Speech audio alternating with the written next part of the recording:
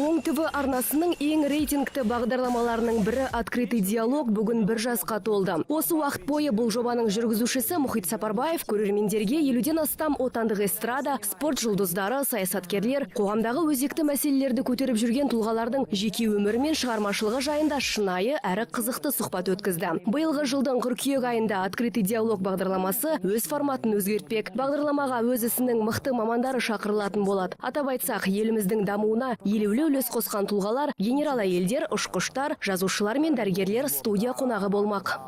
Кішкене мынау қазір қай арнаны қоссақ та әншілердің заманы болды ғой қазір, иә. Қай арнаны қоссақ әншілер балаларын перзентханадан шығарғанын көрсетіп жатады, жақсы көйлектерін көрсетіп жатады, қымбат зәулім үйлерін көрсетіп жатады. Кішкене көрермендер осыдан шаршамасын деп нағыз өз ісінің мамандарын шақырып сұхбаттасу ойда бар.